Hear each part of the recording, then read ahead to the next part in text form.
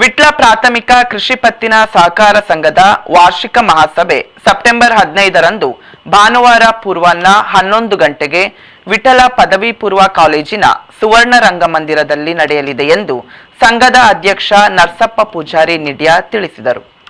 ಸುದ್ದಿಗೋಷ್ಠಿಯಲ್ಲಿ ಮಾತನಾಡಿದ ಅವರು 2023-24ರ ಸಾಲಿನಲ್ಲಿ ಸಂಘವು 204.92 ಕೋಟಿ ರೂಪಾಯಿಗಳ ವ್ಯವಹಾರವನ್ನು ನಡೆಸಿದ್ದು 1 ಕೋಟಿಗೂ ಅಧಿಕ ನಿವ್ವಳ ಲಾಭ ಗಳಿಸಿದೆ ಎಂದರು.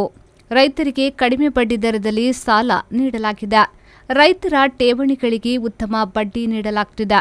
ಆಡಳಿತ ಮಂಡಳಿ, ಸಿಬ್ಬಂದಿ ಹಾಗೂ ಸದಸ್ಯರ ಸಹಕಾರದಿಂದ ಸಂಘವು ಲಾಭ ಗಳಿಸಿದ್ದು ಸತತವಾಗಿ ಪ್ರಗತಿಯ ಹಾದಿಯಲ್ಲಿ ಮುನ್ನಡೆದಿದೆ ಎಂದರು. ಸತತ 3 ಸಲ ಸಹಿತ ಒಟ್ಟು 8 ಬಾರಿ ದಕ್ಷಿಣ ಕನ್ನಡ ಕೇಂದ್ರ ಸಹಕಾರಿ ಬ್ಯಾಂಕ್ನಿಂದ ವಿಶೇಷ ಪ್ರೋತ್ಸಾಹಕ ಪ್ರಶಸ್ತಿ ಗಳಿಸಿದೆ. ರಾಜ್ಯ ಅಪೆಕ್ಸ್ ಬ್ಯಾಂಕಿನಿಂದ 2 ಬಾರಿ ಉತ್ತಮ ಸಹಕಾರಿ ಸಂಘ ಪ್ರಶಸ್ತಿ ಪಡೆದಿದೆ ಎಂದರು. ನಮ್ಮ ವಿಟ್ಲ ವ್ಯವಸಾಯ ಸೇವಾ ಸಹಕಾರಿ ಸಂಘ ಈಗ ಸರ್ಕಾರದ ಆದೇಶ ಪ್ರಕಾರ ಪ್ರಾಥಮಿಕ ಕೃಷಿ ಪತ್ತಿನ ಸಹಕಾರಿ ಸಂಘ ಹೆಸರು ಬದಲಾವಣೆಯಾಗಿದೆ.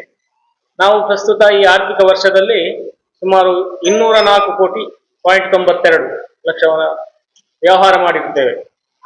ಎ ತರಗತಿ ಸದಸ್ಯರು ನಮ್ಮ ಸಂಘದಲ್ಲಿ ಈಗ 5,335, ಒಟ್ಟು ಪಾಲು ಬಂಡವಾಳ 3,71 ಲಕ್ಷ. ಅದೇ ರೀತಿ ದುಡಿಯುವ ಬಂಡವಾಳ 53.60 ಲಕ್ಷ.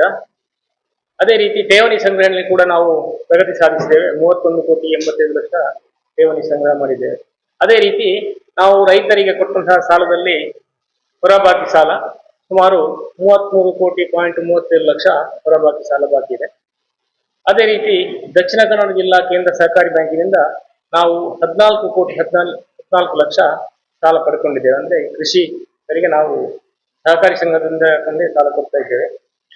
ಅದೇ ರೀತಿ ನಾವು ಕೃಷಿ ಅಭಿವೃದ್ಧಿ ಮತ್ತು ಕೃಷಿ ಬೆಲೆ ಸಾಲ 16.36 ಲಕ್ಷ ನಾವು ಈಗ ರೈತರಿಗೆ ಸಾಲ ನೀಡಿದ್ದೇವೆ.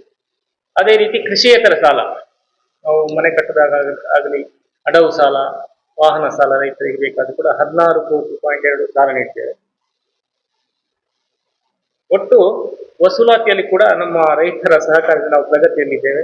ಸುಮಾರು 96.41 ನಾವು ವಸೂಲಾತಿಯಲ್ಲಿ ಕೂಡ ಅಭಿವೃದ್ಧಿ ನಮ್ಮ ವಸೂಲಾತಿಯಲ್ಲಿ ನಮಗೆ ಸಹಕಾರ ನೀಡಿದಂತಹ ನಮ್ಮ ಎಲ್ಲ ರೈತ ಮಿತ್ರ ಸದಸ್ಯರನ್ನು ಅಭಿನಂದಿಸುವುದು ನಮ್ಮ ಸಹಕಾರಿ ಸಂಘದ ಅಧ್ಯಕ್ಷರ ಮೇಲೆ ನನ್ನ ಕರ್ತವ್ಯ ತಿಳಿಸಿಕೊಂಡಿದ್ದೇನೆ.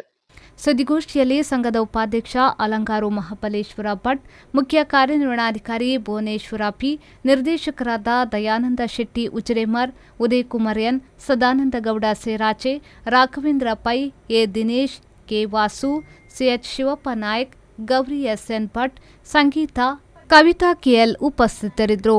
ಮಹಮ್ಮದ್ ಅಲಿ, ವಿ4 ನ್ಯೂಸ್, ವಿಟ್ಲ.